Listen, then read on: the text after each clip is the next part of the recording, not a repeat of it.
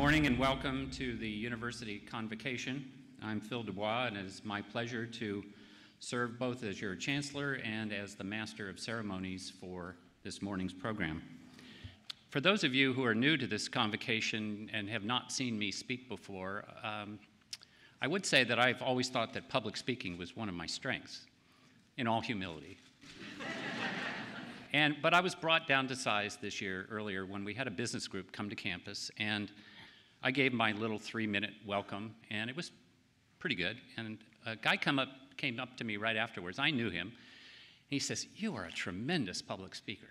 He says, "One-on-one, you're pretty marginal." But there you go. So this convocation, as I mentioned earlier, goes back, I think, to 1992 when I was the Provost and Jim Woodward was Chancellor, and it's been a great event. Let me tell you that you can find the text of my remarks on in the Chancellor's outbox. They're a little bit more expansive than what I'm going to talk about today, if that's possible. And also, I hope you'll stay around for the question and answer. But let me give you a spoiler alert. Notwithstanding some work ahead, as Joan suggested, and some challenges, we find this institution in a very good place. In today's highly competitive world of higher education, where students have lots of choices, it's heartening to know that interest in UNC Charlotte continues to grow. Completed applications by freshmen seeking entry into this university reached 15,600 this year, an 80% increase since 2005. And as a result of increased interest among prospective freshmen and transfer students, improved undergraduate student retention that Joan highlighted, and only modest declines in our graduate enrollment, which are almost entirely due to state policy changes in the field of education, we expect fall semester enrollment to creep over 27,000 students. To put our enrollment growth in some perspective, from the fall of 2008 to last fall, 2013, of all the enrollment growth in the 17-campus system of the University of North Carolina, UNC Charlotte was responsible for 48% of it. When the fall 2014 numbers are in, that market share could become even more impressive. And as you may read, several campuses are actually losing enrollment. Our goal with all of these students, of course, is to send degree recipients out into the world of work as productive and engaged members of the community. And we continue to do that very well. Last year, awarding 5,898 baccalaureate, master's, and doctoral degrees. Of course, as we educate these students, we seek to offer a gradually increasing array of programs to meet their needs and the demands of our society for an educated workforce and productive citizens. With support from President Tom Ross and the Board of Governors, we were pleased this last year to secure approval for our 21st doctoral degree, the PhD in Public Health Sciences. We also added 2 regionally important master's degrees, the Professional Science Master's in Data Science and Business Analytics, and the Master's in Applied Energy and Electromechanical Systems. 2 additional doctoral degree proposals have been submitted to the General Administration for Planning, a PhD in Educational Research, Measurement, and Evaluation, and a Doctor of Business Administration, or a DBA degree. In addition to our work with students in the classroom, the laboratory, and the studio, our faculty and research staff continue the important work of discovery and application, writing books, articles, and abstracts, securing external funding, and moving research discoveries into the commercial marketplace.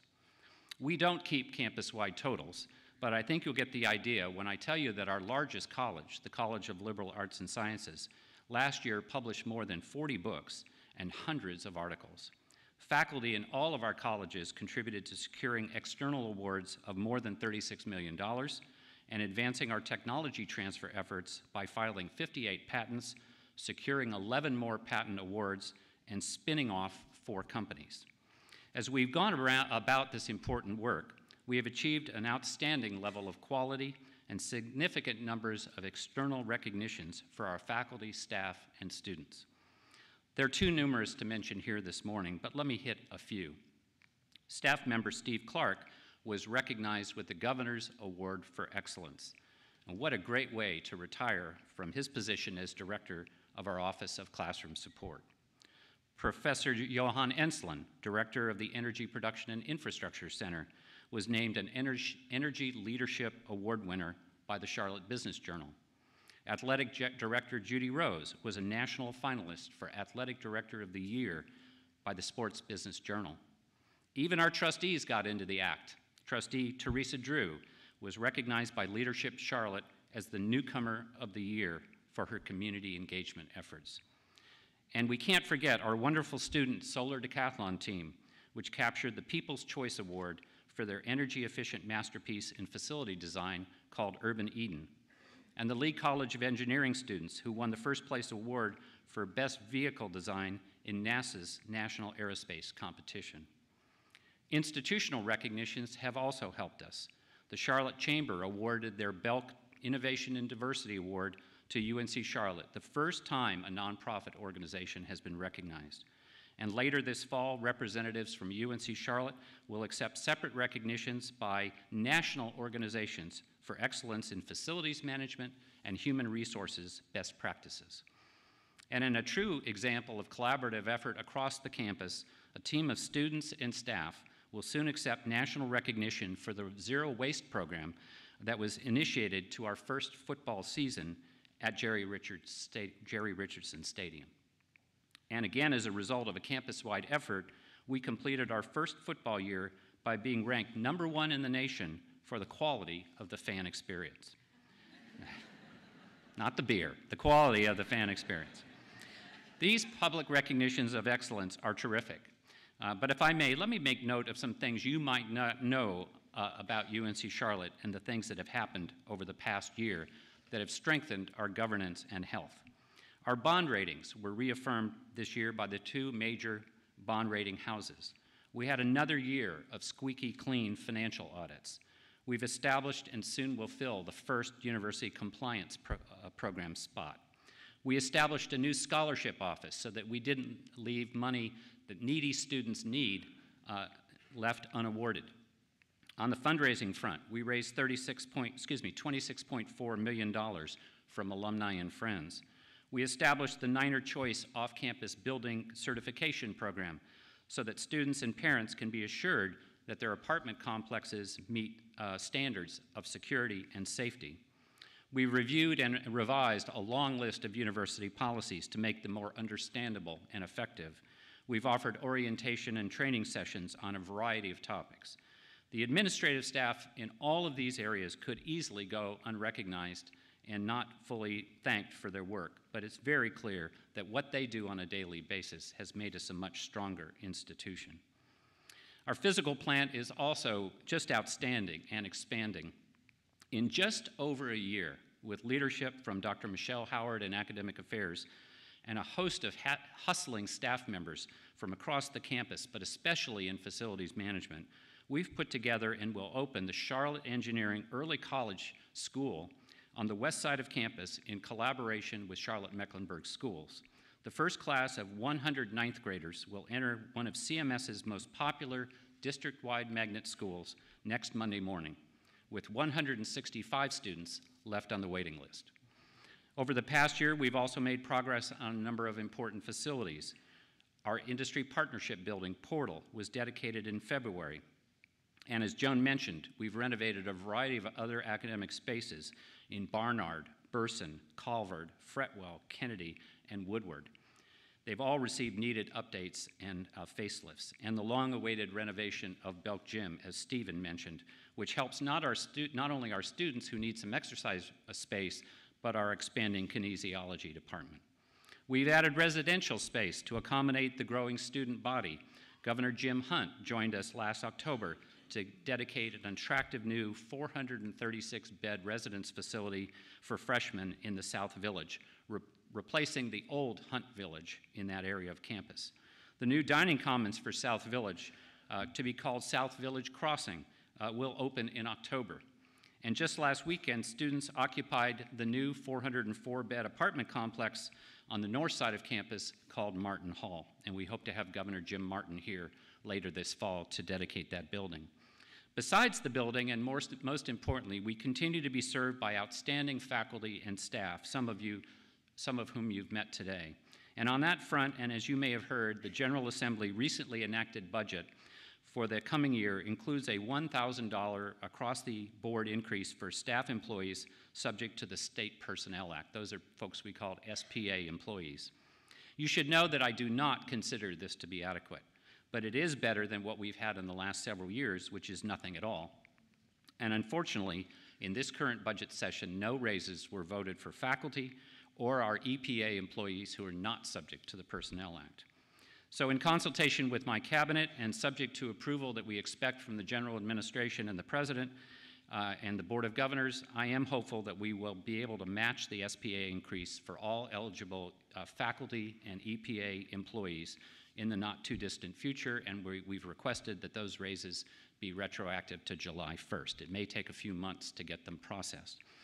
Additionally, we will implement a long-planned adjustment for EPA non-faculty employees based on considerations of market and equity. As you may recall, over the past several years, we've made 4 strategic salary adjustments for our SPA employees to ensure that career banding had some tangible meaning if someone was to be paid at a market rate. Similarly, last year, we allocated almost $1 million for a strategic salary adjustment for senior faculty whose salaries had been most compressed by the years of recession. This year, we're going to implement a similar strategy for our non-faculty EPA employees, which at a practical level means that some EPA non-faculty employees whose current salaries are well below the market averages for comparable positions will see their salary adjustments of more than $1,000. And in my view, simple fairness simply demands this approach. It's their turn. In addition, the Provost and I have agreed that we need to address the substandard stipends that we have been paying for our part-time faculty, particularly those who teach in the College of Liberal Arts and Sciences.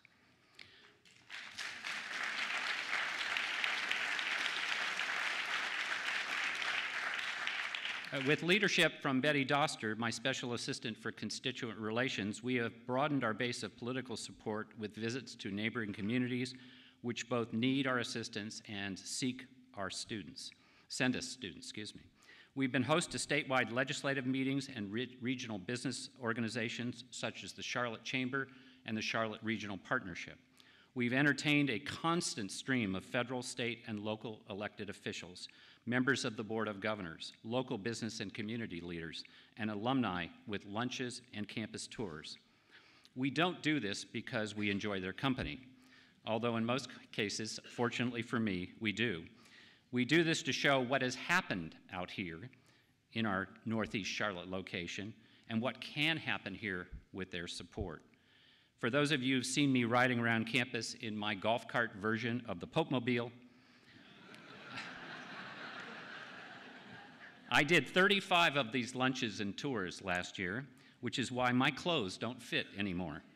But all of this to say that this is, we hope, over time, going to yield some tangible results. All of this is not to say that everything here is perfect. Like any large and growing organization, we make mistakes, and external events over which we have little or no control can have adverse consequences for us. And in light of the growth of the Charlotte region and the reputation of this institution, we must plan for increasing demands from prospective and enrolled students, and increasing demands from the regional community for the application of our intellectual capital to make Charlotte a better place to live, work, and play. We'll start by completing our long-range enrollment plan. Last year, you may recall that we confirmed that in a long-term perspective, it is reasonable to believe that 35,000 students could enroll at UNC Charlotte in the future. That's still very possible. And we think we have a handle on how we'll manage freshman enrollments. We're still debating the question of how to manage transfers. And most importantly, we need to assess our future, as Joan mentioned, with respect to our graduate enrollments. Joan mentioned that last year our graduate dean, Tom Reynolds, launched a graduate enrollment planning process. The report of an external consultant hired to help with that process is now in the hands of Tom and the provost and the deans. And as soon as things get organized this fall, Tom will be sharing that report with the graduate program coordinators and the graduate council. What I can say from reading that report and talking about it with Tom and Joan is that we see ample opportunities for expanding the capacity of our existing programs, particularly with investment in enhanced marketing to target audiences and the development of some online options. It also appears that in some instances, additional applications from graduate students may be generated if we will think more critically about the role of the standardized graduate entrance exam and whether that constitutes an unnecessary barrier for some students, particularly those who are in the working world and have demonstrated from their experience that they have the skills and the background necessary for challenging graduate work. As we examine the expansion of our graduate programs, of course, we need to remember that the same faculty is also, and the same staff that are supporting our graduate programs are also supporting our undergraduates. Candidly, however, what we see from our course enrollment data is the need for more attention to be devoted to our graduate programs to ensure that they achieve critical mass in terms of their overall size, reduce the number of small classes that are not sustainable or justifiable in this era of limited resources, and address significant issues with respect to graduate student retention and completion. We view the discussion of the consultants' report as just the starting point, and as Joan suggested, we also will use the academic planning process this year as the opportunity to explore expanded areas for graduate study, including programs at the doctoral level. This will be part of that longer process of revising the institutional plan, which will take place in the 2015 to 2016 academic year, because our current institutional plan expires in 2016. The Provost has already outlined for you the challenges for academic affairs. Let me try to touch upon some of the other divisions and their highlight activities this year. Led by Vice Chancellor Beth Hardin, Business Affairs will be strengthening our capacity to understand the utilization of our physical space and the examination of options for addressing our most critical space needs. We are, in fact, in the process of hiring our very first space czar on this campus. Under the leadership of Vice Chancellor for Student Affairs, Art Jackson, Student Affairs has assumed responsibility for addressing the needed development of a new office to investigate and resolve any complaints of sexual assault that may come to our attention, and to implement a training program to make faculty and staff aware of our obligations under Title IX with respect to issues of sexual assault.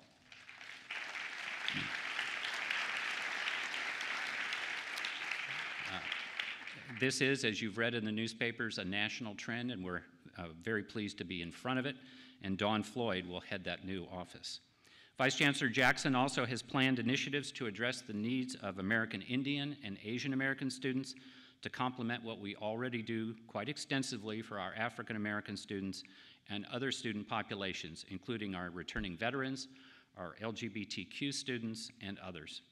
I'm also pleased to announce that the Chancellor's Diversity Challenge Fund is being expanded this year by 50%, bringing the total funding available for enhancing diversity-related programming to $150,000. In university, thank you. In university advancement, Vice Chancellor Niall Sorensen will be leading the effort to execute the first phase of a comprehensive fundraising campaign over the next 5 years. Our Executive Director of University Communications, Stephen Ward, will lead the work of a new University Communications Council and to several subordinate committees to develop a more unified set of messages for our internal and external constituents. And Betty Doster will continue a set of activities to strengthen our legislative relations, including the execution of 3 to 4 additional county visitations in the region, and an expanded set of presentations I plan to deliver right here in Mecklenburg County on the importance of the university for the future of this community. Athletics Director Judy Rose and her staff in athletics will certainly use this year to gain additional experience in running a football program, although it's hard to imagine we could do it any better, and look forward to our transition into Conference USA in that sport in the fall of 2015. The installation of lights in Jerry Richardson Stadium will begin after the conclusion of our last game in November, so we'll be ready for evening play in 2015. Athletics will also have to work very closely this year with the faculty leadership and academic affairs to figure out how we're going to manage any weeknight games that we may be asked to play by Conference USA as part of their national television package. Fortunately, we only anticipate one weeknight game in any given season, but it will be disruptive to the academic mission. In the Chancellor's office, Greg was right, we do crazy things. In the Chancellor's office, which includes legal affairs, we'll move forward with the establishment of our institution-wide compliance program in collaboration with our Board of Trustees. Legal affairs will also be broadening the program of education and training for faculty and staff so that we can prevent potential problems, including those related to Title IX. My Chief of Staff, Krista Newkirk, will lead our effort to implement new software designed to make all of those burdensome institutional planning and assessment processes easier to manage, and we'll get about that work with a new software program this year. Krista will also work closely with me and the Organizational Science Doctoral Program to examine and re-engineer 2 to 3 administrative processes that most of us, including our students, can agree are overly bureaucratic and neither as efficient nor effective as we can possibly make them. With support provided by the staff in the Chancellor's office and across the campus, the Chief of Staff will also oversee the organization of literally an all-hands-on-deck effort in next February of 2015, when we will host a meeting of the UNC System Board of Governors on our campus for the first time since 1972. Now, this is a really big deal. It was brought to fruition with the support of the new Board of Governors Chair, John Fennebresque, who is the first Charlottean to chair the Board of Governors since Cliff Cameron was elected to that position in 1996. And we went to John and we said, we want a meeting, we deserve a meeting, and we're going to have that meeting. We're excited about this because this gets us the chance to showcase this campus to people who are in the position to help us become stronger. In addition to all of this academic and administrative work, it should not surprise you to learn that we're going to have more physical development on campus. Construction will continue on Phase 13, which is a new residence hall complex in South Village. We're planning Phase 14, another residence hall complex. This one is going to be the new future residential, academic, and administrative home of the Levine Scholars Program and the University Honors Program. And it's going to be located in the most prominent place we could find, which is on the circle as you come in from the main entrance. Planning has been completed for the future home of our marching band. That will start up next year in 2015, but I think you're going to realize this year they've gotten some new music. So with funding support through a generous gift from our former board chair and alumnus Gene Johnson and his wife Vicki, Johnson Band Center will be ready sometime in 2015 for the first season of Conference USA football competition, and that facility is located right next to the Storrs Architecture Building. We will also use this year to make final assessments on additional campus construction opportunities, including a potential hotel conference center near the future light rail stop on North Tryon Street, a possible health and wellness center for students, faculty, and staff, and a joint public-private venture to create a competitive aquatic center that might serve as the home for a future women's intercollegiate swimming program. Now, some of the construction on the campus on this year will be messy. And as you endure the traffic challenges, I hope you'll remember that a new signal that will go in on University City Boulevard at the south entrance and will allow you to turn left and go north on University City Boulevard will be a good thing when it's done. So will a new southbound entrance on Harris Boulevard that will allow you to cut across Harris Boulevard and enter the campus at Alumni Way. That will be a good thing. And so will a redirected Phillips Road that will come from its current location and go between the Halton Wagner Tennis Facility and the baseball stadium to create a new intersection at the corner of Cameron Boulevard and Craver Road.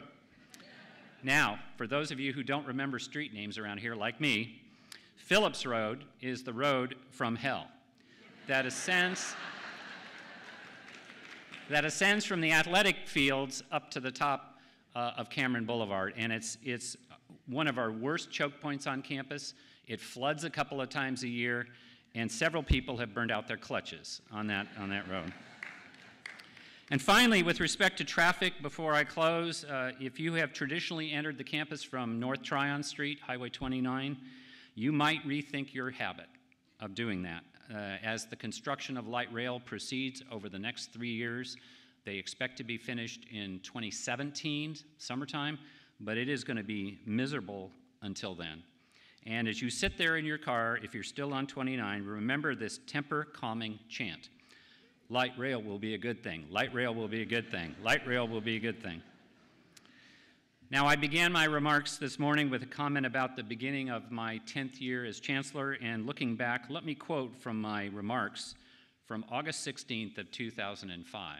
Quote, "I should say, I love being here.